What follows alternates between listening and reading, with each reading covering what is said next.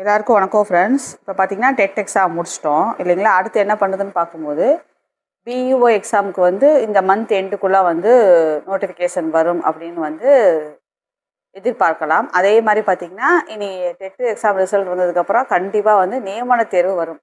அது எலெக்ஷனுக்கு முன்னாடி வரும் தான் சொல்கிறாங்க. சப்போஸ் எலெக்ஷனுக்கு முன்னாடி வருதான்னு தெரியல. அப்படி இருந்தாலும் கூடிய விரைவில் வர்றதுக்கு நிறைய சான்சஸ் இருக்குது. அதனால் நம்ம வந்து கிடைக்கிற டைமை வந்து இதே ஸ்பீடோட படிச்சிருக்கோம் இல்லையா, அதையவே அப்படியே கன்டினியூ பண்ணி படிச்சிட்டோம்னா நம்மளுக்கு இன்னும் கொஞ்சம் ஈஸியாக இருக்கும். அதில் மெயினாக வந்து என்னென்னா தமிழில் வந்து உங்களுக்கு நியமன தேர்வுனாலும் தமிழ் கண்டிப்பாக வந்து 50க்கு 20 எடுத்தே ஆகணும். அது நேற்றுக்குள்ளே ஷார்ட்ஸ்லேயே சொல்லியிருந்தோம். 50க்கு 20 எடுத்தால் தான் நம்மளோட சப்ஜெக்ட் பேப்பரையே வந்து கரெக்ஷனுக்கு எடுத்துக்குவாங்க. அதனால் வந்து தமிழை வந்து டச் விடாமல் தமிழை வந்து டெய்லியுமே படிக்க ஆரம்பிச்சுக்கலாம். அதுக்கப்புறம் பார்த்திங்கன்னா பிஇஓ எக்ஸாம் பார்த்திங்கன்னா மற்ற சப்ஜெக்ட் எல்லாமே வரும் நம்மளுக்கு. தமிழ், இங்கிலீஷு சிலபஸ் வேணால் நான் அப்புறம் உங்களுக்கு டவுன்லோட் பண்ணி இதில் போடுறேன். மேக்ஸில் கொஞ்சம் இருக்குது, சயின்ஸு, சோசியல், எக்கனாமிக்ஸ், அது மாதிரி எல்லாமே உங்களுக்கு கவர் ஆகி வரும். அதில் சைக்காலஜி வருது, ஜிகே வரும், எல்லாம் வரும். ஆனால் நியமன தேர்வு பொறுத்த வரைக்கும் பார்த்திங்கன்னா ஃபுல் அண்ட் ஃபுல் வந்து அவங்களோட மெயின் சப்ஜெக்ட் தான். நம்ம வந்து தமிழில் மட்டும் 50க்கு 20 எடுத்தால் போதும். அப்புறம் 150 நம்ம எழுத போகிற மெயின் சப்ஜெக்ட் ஃபுல்லாகவே வந்து ஒன்லி வந்து நம்மளோட மெயின் சப்ஜெக்ட் வரும். மேக்ஸ்னால் மேக்ஸ் தான், சயின்ஸ்னால் சயின்ஸ் தான், வேறு எதுவும் கலக்காது. ஃபுல் அண்ட் ஃபுல் 150க்கு வந்து நம்மளோட மெயின் சப்ஜெக்ட் மட்டும்தான் வரும். அதனால் நீங்கள் எதை கான்சன்ட்ரேட் பண்ணுறீங்க, எதுக்கு ப்ரிப்பேர் பண்ணுறீங்களோ ரெடி ஆகிக்கிங்க.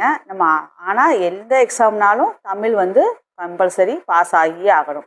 ஸோ அதனால் தமிழை வந்து அப்படியே 1 by 1 கன்டினியூ பண்ணுவோம். வீக்லி ஒன்ஸ் பார்த்திங்கன்னா குட்டி குட்டி டெஸ்ட்டாக கொஸ்டின் பேப்பர் அனுப்புவோம். செக் பண்ணி நீங்களே வந்து கரெக்ஷன் பண்ணிக்கிங்க. இந்த மாதிரி தமிழில் வந்து எப்போவுமே வந்து மறக்காத அளவுக்கு தமிழை ரீகால் பண்ணிகிட்டே வாங்க. டெய்லி ஒரு 1/2 an hour தமிழுக்கு ஸ்பெண்ட் பண்ணுங்கள். வாங்க வீடியோக்குள்ளே போகலாம். இப்போ வந்து ஃபஸ்ட்டு பார்த்திங்கன்னா நேற்றுக்கு வந்து எழுத்துக்களையும் பிறப்பு பார்த்தோம் இல்லையா. இன்றைக்கி வந்து முதலெழுத்தும் சார்பெழுத்தும் பார்க்கலாம். எழுத்து வந்து பார்த்திங்கன்னா முதலெழுத்து, சார்பெழுத்து அப்படின்னு 2 வகையாக பிரிக்கலாம். இந்த முதலெழுத்தில் என்னென்ன சேரும்னா இந்த ஆனாவனா படிச்சிருக்கோம் இல்லையா, உயிரெழுத்து 12, மெய்யெழுத்து இக்கு, இங்கு, இச்சு, அந்த மெய்யெழுத்துக்கள் 18 சேர்ந்தது தான் இந்த முதலெழுத்து.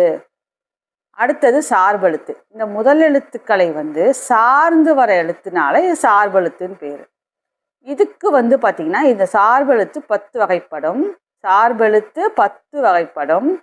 உயிர்மெய் ஆயுதம், இப்படி ஆறா படிச்சுங்க. உயிர்மெய் ஆயுதம், உயிரளப்படை, ஒற்றளப்படை, குற்றியலுகரம், குற்றியலிகரம், ஐகார குறுக்கம், ஔகார குறுக்கம், மகர குறுக்கம், ஆயுத குறுக்கம். நெக்ஸ்ட் வீடியோவில் கண்டினியூ பண்ணலாம். இனி அடுத்த வர வீடியோலாம் கொஞ்சம் நல்லாவே டீப்பாக போயிடலாம். தேங்க்ஸ் ஃபார் வாட்சிங்.